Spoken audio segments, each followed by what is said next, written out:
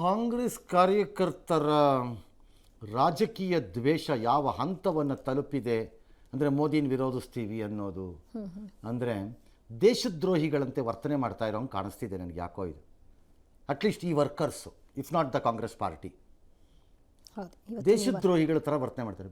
ಬೇರೆ ಯಾವ ದೇಶ ಆಗಿದ್ದಿದ್ರು ಇವತ್ತಿ ನಡೆದಿರೋ ಘಟನೆಯಲ್ಲಿ ಈ 5 ಜನ ಕಾಣೆಯಾಗಿ ಹೋಗ್ತಿದ್ರು. ಅವ್ರು ಬದುಕಿದಾರ ಸತ್ತಿದಾರ ಅನ್ನೋದು ಗೊತ್ತಾಗ್ತಿರಲಿಲ್ಲ.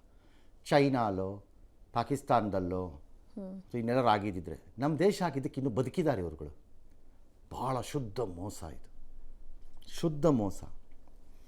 ದೆಹಲಿಯಲ್ಲಿ ಭಾರತ ಮಂಟಪದಲ್ಲಿ AI ಶೃಂಗಸಭೆ ನಡೀತಾ ಇದೆ. ಅಲ್ಲಿಗೆ ಯುವ ಕಾಂಗ್ರೆಸ್ ಕಾರ್ಯಕರ್ತರು ನುಗ್ಗಿ ಟೀ ಶರ್ಟ್ನ ಬಿಚ್ಕೊಂಡು ಒಂದು ಮೈ ಬಿಟ್ಕೊಂಡು ಪ್ರತಿಭಟನೆ ಮಾಡಿದ್ದಾರೆ. ನಿಮ್ಮ ಪ್ರತಿಭಟನೆ ಇರಬೇಕಾಗಿರುವುದು ಅಮೆರಿಕ ಸರ್ಕಾರದ ವಿರುದ್ಧ, ಅದೇನೋ ಹಿತಾಸಕ್ತಿ ರಾಜ್ಯ ಒಪ್ಕೊಂಡ್ಬಿಟ್ಟಿದ್ದಾರೆ, ಎಲ್ಲ ಕಾಂಪ್ರಮೈಸ್ ಮಾಡ್ಕೊಂಡ್ಬಿಟ್ಟಿದ್ದಾರೆ ಮೋದಿ, ನಮ್ಮ ಹಿತಾಸಕ್ತಿಗಳ ಜೊತೆ ರಾಜಿ ಮಾಡಿಬಿಟ್ಟಿದ್ದಾರೆ ಅಂತ ಅವ್ರದಂತೆ. ಇರ್ಬೋದಪ್ಪ, ಅದು ಸರ್ಕಾರದ ವಿರುದ್ಧದ ಪ್ರತಿಭಟನೆ, ಮೋದಿ ವಿರುದ್ಧದ ಪ್ರತಿಭಟನೆ.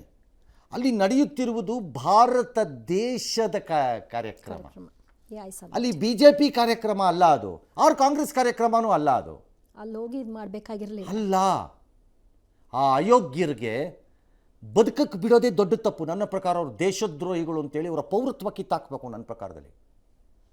QR ಕೋಡ್ ಬಳಸ್ಕೊಂಡು ಅದ್ರೊಳಗೆ ಹೋಗಿ ಅಂದರೆ ಕ್ರಿಮಿನಲ್ಗಳು, ಕಳ್ಳರವರು, ಕ್ರಿಮಿನಲ್ಗಳವರು, ಕಚಡಗಳು, ಅವ್ರನ್ನ ಸಾಕ್ತಾ ಇರೋ ಕಾಂಗ್ರೆಸ್ ಏನಂತ ಕರಿಬೇಕು ಅವಾಗ? ನೀವು ದೇಶ ಕಟ್ಟಿದ ಪಕ್ಷನ ನೀವು ಏನ್ರಿ? ಹಪಾಹಪಿತನ ಪೊಲಿಟಿಕಲಿ ಸೋಲ್ತಾ ಇದ್ದೀವಿ ಅನ್ನೋದು ಈ ಹಂತಕ್ಕೆ ತರಬಾರ್ದಾಗಿತ್ತು. ಭಾಳ ಮೋಸ ಇದು. ನಾಳೆ ಮಾಡಿದ್ದಾರೆ, ಅವ್ರನ್ನ ಖಂಡಿಸಿದ್ರು. ಆಮೇಲೆ BJP ಅವರೇನೋ ಪ್ರೊಟೆಸ್ಟ್ ಮಾಡಕ್ಕೆ ಹೋಗಿದ್ದಾರೆ ರಾಹುಲ್ ಗಾಂಧಿ ಮನೆ ಮುಂದೆ. ಆಮೇಲೆ ಜನ ಒದ್ದು ಹೊರಗಾಕಿದ್ದಾರೆ ಅವ್ರನ್ನೆಲ್ಲ. ಒದ್ದೆಲ್ಲ ತುಳಿದು ಬಿಡಬೇಕಾಗಿತ್ತು ಅಲ್ಲೇನೇನೆ. ಸ್ಟ್ಯಾಂಪೀಡಲ್ಲಿ ಸತ್ತೋದ್ರು 5 ಜನ ಅಂತ ಹೇಳ್ಬಿಡ್ಬೋದಾಗಿತ್ತು. ತುಳಿದು ಬಿಡಬೇಕಾಗಿತ್ತು ಅಲ್ಲೇ ಕಚಡಗಳನ್ನು ತೊಗೊಂಬಂದು. ಇದೇ ಪ್ರೊಟೆಸ್ಟ್ ಬೇರೆ ಎಲ್ಲರೂ ಮಾಡಿ, ಯಾರು ಬೇಡ ಅಂತಿರೋರು?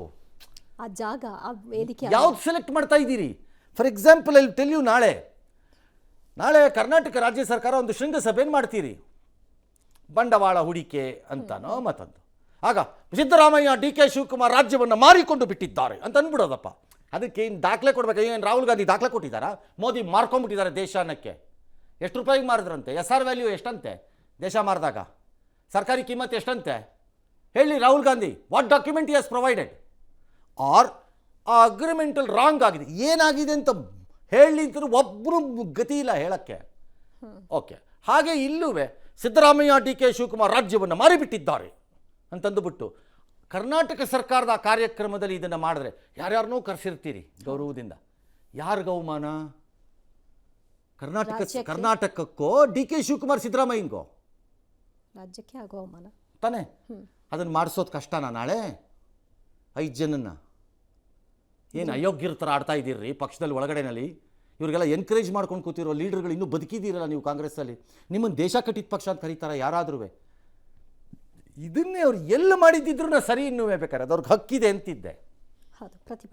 ಪ್ರತಿಭಟನೆಗೆ ಹಕ್ಕಿದೆ, ಅವರು ಪ್ರತಿಭಟನೆ ಮಾಡಲಿ ಅವರು ಅಂತಿದ್ದೆ ನಾನು. ಇದಲ್ಲ, ಇದನ್ನು ಖಂಡಿಸುವ ಸ್ಥಿತಿ ಮನೋಸ್ಥಿತಿಯಲ್ಲೂ ಇಲ್ಲದಂತಹ ಕಾಂಗ್ರೆಸ್ ಲೀಡರ್ಗಳು ಮತ್ತು ಅದರ ದೊಡ್ಡ ನಾಯಕ, ಘನತೆವೆತ್ತ ನಾಯಕ, ಪ್ರಖಂಡ ನಾಯಕ, ಪಂಡಿತೋತ್ತಮ ರಾಹುಲ್ ಗಾಂಧಿಗೆ ದೇವರೇ ಬಂದರೂ ಇನ್ನು ಬುದ್ಧಿ ಕೊಡೋಕ್ಕಾಗಲ್ಲ, ಅಷ್ಟು ಮಾತ್ರ ನಿಜ. ಎಸ್, ಜೀನಿ ಸ್ಲಿಮ್ ತಗೊಳಕ್ಕೆ ಸ್ಟಾರ್ಟ್ ಮಾಡಿದ್ನೋ ಅವಾಗ ಮಂತ್ಲಿ ಪೀರಿಯಡ್ಸ್ ಆಗ್ತಾ ಇದ್ದೀನಿ. PCOD ಪ್ರಾಬ್ಲಮ್ ನಾರ್ಮಲ್ ಆಗಿದೆ, ಥೈರಾಯ್ಡ್ ನಾರ್ಮಲ್ ಆಗಿದೆ. ಪೀರಿಯಡ್ಸ್ ಎಲ್ಲ 6 ಮಂತ್ ಆದ್ರೂ ಆಗ್ತಾ ಇದ್ದಿಲ್ಲ, ಇವಾಗ ರೆಗ್ಯುಲರ್ ಪೀರಿಯಡ್ಸ್ ಆಗ್ತಾ ಇದೆ. ಜೀನಿ ಸ್ಲಿಮ್ ನ ಯೂಸ್ ಮಾಡಿ 8 ತಿಂಗಳಲ್ಲಿ 55 kg ಸಣ್ಣ ಆಗಿದ್ದಾರೆ. ಜೀನಿ ಸ್ಲಿಮ್ ತಗೊಳ್ಳಿ, ಬೇಗ ಸಣ್ಣ ಆಗ್ತೀರಾ, ಫ್ಯಾಟ್ ಲಾಸ್ ಆಗ್ತದೆ. ಜೀನಿ ಸ್ಲಿಮ್ ನ ಯೂಸ್ ಮಾಡಿ 100% ಯಾವುದೇ ಸೈಡ್ ಎಫೆಕ್ಟ್ ಇಲ್ದಂಗೆ ಸಣ್ಣ ಆಗ್ತೀರಾ.